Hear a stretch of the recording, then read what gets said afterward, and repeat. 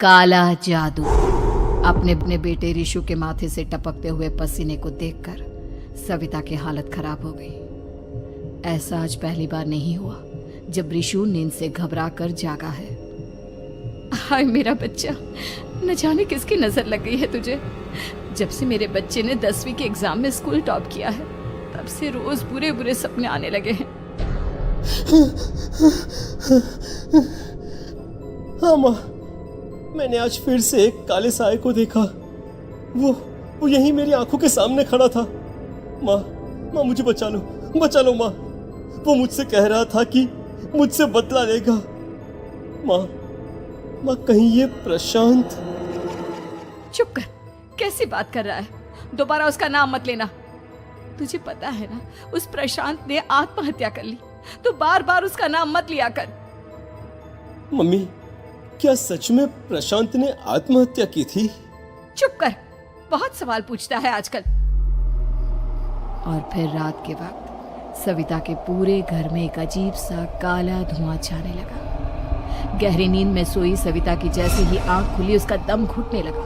वो दौड़कर ऋषु के रूम की तरफ गई जहां उसके दरवाजे पर घूमती एक काली परछाई देख वो बुरी तरह से घबरा गई। कौन है वहाँ? कौन है? सामने आओ।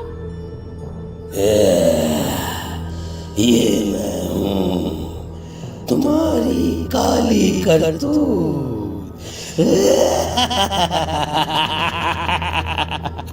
और अब मैं तुम्हारे बेटे को ले जाने आया हूँ।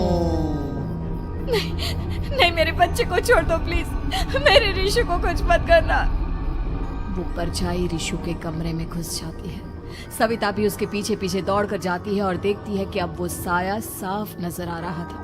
वो सर से पैर तक खून में सना हुआ था और उसके शरीर के सारे अंग कटे फटे हैं।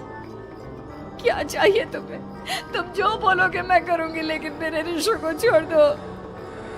उस परछाई ने ऋषु को गर्दन से पकड़कर दीवार के सहारे हवा में उछाल दिया। ऋषु जोर जोर से चिल्लाने लगा। माँ बचाओ मुझे, बचा लो माँ। ये मुझे मार डालेगा। माँ मुझे बचा लो माँ। नहीं ऐसा मत करो। मुझे मार दो लेकिन मेरे बच्चे को छोड़ दो। मैं तुम्हारे आगे हाथ जोड़ती हूँ। वो परछाई ऋषु को जमीन पर गिरा देती है और अचानक वहां से गायब हो जाती है। ऋषु, मेरा बच्चा, तू ठीक तो है ना? कुछ बोल बेटा, क्या हुआ है तुझे? मैं ठीक हूँ माँ। क्या हुआ था यहाँ पर? कुछ नहीं बेटा, कुछ नहीं। तू परेशान मत हो। हम कल ही गांव के बाहर जो तांत्रिक महाराज रहते हैं उनके पास चलेंगे। ठीक है माँ, हम जल्द ही उनके पास चलेंगे। मुझे बहुत डर लग रहा है माँ। ये बार बार मुझे डरावने सपने आना, ये सब हमारे साथ क्यों हो रहा है माँ? अगले दिन सविता अपने बेटे ऋषु को लेकर गांव के बाहर तांत्रिक के पास जाती है। जिस जगह पर तांत्रिक रहा करता था वो जगह बहुत डरावनी थी। चारों तरफ कंकाल और खूब भूतियां नजर आ रही थी। गांव से दूर वीराने में उस जगह पर जोर से आंधी चल रही थी। ऋषु ने डर कर अपनी माँ का हाथ पकड़ लिया। माँ मुझे बहुत डर लग रहा है। ये कैसी जगह है? देख बेटा, हमारे साथ जो कुछ भी हो रहा है उसका इलाज सिर्फ और सिर्फ ये तांत्रिक महाराज ही बता सकते हैं। अब यही है जो हमें प्रॉब्लम से बाहर निकाल सकते हैं। जैसे ही सविता और ऋषु तांत्रिक की झोपड़ी के अंदर पहुंचे, वहां का नजारा देखकर उनकी आंखें फटी की फटी रह गई। तांत्रिक की झोपड़ी के अंदर कई सारे लोग अपनी गर्दन घुमा घुमा कर जोर जोर से चीख रहे थे। कौन हो तुम और यहाँ क्यों आई हो? महाराज, मेरे बेटे को कुछ दिनों से एक डरावनी काली परछाई नजर आती है और कल रात उसने मेरे बेटे पर हमला भी कर दिया।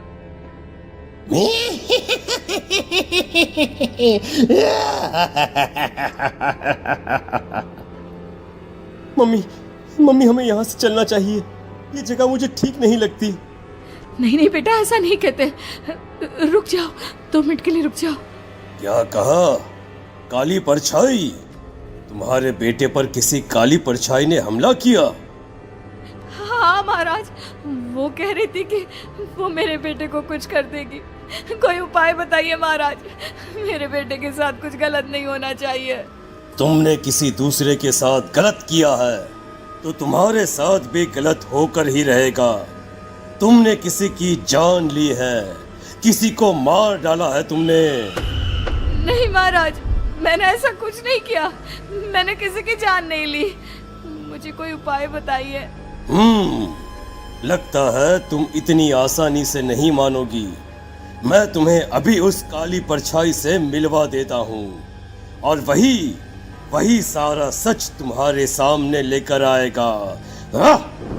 सविता और ऋषु ने डर के मारे अपनी आंखें बंद कर ली। तभी अचानक तांत्रिक की झोपड़ी में अजीबोगरीब आवाजें गूंजने लगी। सविता और ऋषु बुरी तरह से कांप रहे थे। आंखें खोलो और अपने सामने देखो।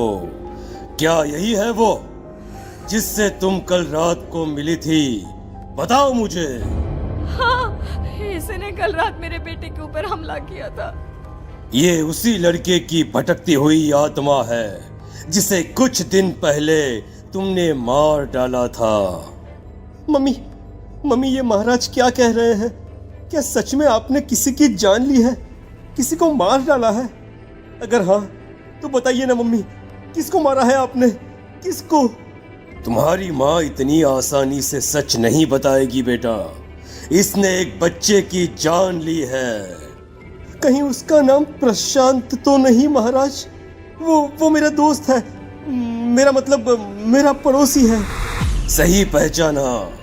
देखा सविता, तुम्हारा खुद का बेटा भी जानता है कि तुमने किसी के प्राणों की बलि चढ़ा दी और इसीलिए अब उसकी बुरी आत्मा तुम्हारे घर में भटकती है। मुझे माफ कर दीजिए महाराज, मुझसे बहुत बड़ी गलती हो गई। प्रशांत हमारे पड़ोसी का बेटा था। हर बार उसके नंबर मेरे बेटे से ज्यादा आते थे और इसलिए मैंने उसके कमरे के बाहर काला जादू किया था, पर मुझे नहीं पता था कि वो मर जाएगा। तुम्हारे उसी काले जादू वाली गुड़िया के अंदर एक बुरी आत्मा थी जिसने उस बच्चे के दिमाग पर बुरा असर कर दिया और उसी की वजह से उस लड़के ने अपनी बालकनी से कूदकर आत्महत्या कर ली। इसकी वजह सिर्फ और सिर्फ तुम हो, तुम। नहीं महाराज, जो कुछ भी हुआ मुझे नहीं पता था कि प्रशांत अपनी जान दे देगा। प्रशांत की आत्मा इस वक्त तुम्हारे सामने खड़ी है, हमसे बात करना चाहती है। बोलो क्या कहना चाहते हो? मैं जीना चाहता था, बड़ा होकर कुछ बनना चाहता था। आपके बेटे से मुझे कोई परेशानी नहीं थी। अरे वो तो मेरा अच्छा दोस्त था। मुझे माफ कर दो बेटा, मुझसे बहुत बड़ी गलती हो गई, मुझे माफ कर दो। माफ करने से मुझे वापस जिंदगी नहीं मिल जाएगी। मेरे माँ बाप आज भी मेरे लिए रोते हैं। आपने मेरे साथ बहुत गलत किया है, बहुत गलत। और तभी अचानक प्रशांत की आत्मा वहां से गायब हो जाती है। सविता जोर जोर से रोने लगती है। सुन लिया तुमने? ये तुम्हारे अपने ही किए हुए पाप हैं जो इस तरह से तुम्हारे सामने आ रहे हैं। माँ, ये आपने अच्छा नहीं किया। सिर्फ 10th बोर्ड के एग्जाम में मैं टॉप कर पाऊं, इसलिए आपने मेरे दोस्त के ऊपर काला जादू कर दिया। नहीं मम्मी, नहीं, अब हम कभी खुश नहीं रह पाएंगे, कभी नहीं। मेरे दोस्त की आत्मा को कभी शांति नहीं मिलेगी मम्मी, कभी नहीं। लेकिन मैंने जो कुछ भी किया सिर्फ तुम्हारे लिए किया। वो लड़का हमेशा फर्स्ट पोजीशन पर आ जाता था और इस वजह से हमेशा तुम्हारे मार्क्स कम पड़ते थे। मैंने तो सिर्फ उस पर एक छोटा सा काला जादू किया था बेटा। मुझे क्या पता था कि उसका ये नतीजा निकलेगा। जिस गुड़िया को तुमने उस लड़के के कमरे के दरवाजे पर लगाया था, दरअसल उसके अंदर एक बुरी आत्मा का प्रवेश हो गया था, जैसा कि अक्सर काला जादू करते समय हो जाता है। मुझे अपनी गलती का एहसास हो गया है। मैं प्रायश्चित करना चाहती हूँ। आप बताइए मैं क्या करूँ? प्रशांत के घर जाकर उस काली गुड़िया को वहां से निकालकर यहाँ लेकर आओ। मैं उसे आग में जलाकर राख कर दूंगा और उसके बाद प्रशांत की आत्मा को हमेशा के लिए मुक्ति मिल जाएगी। अगली रात सविता चुपचाप अपने पड़ोसी प्रशांत के घर जाती है।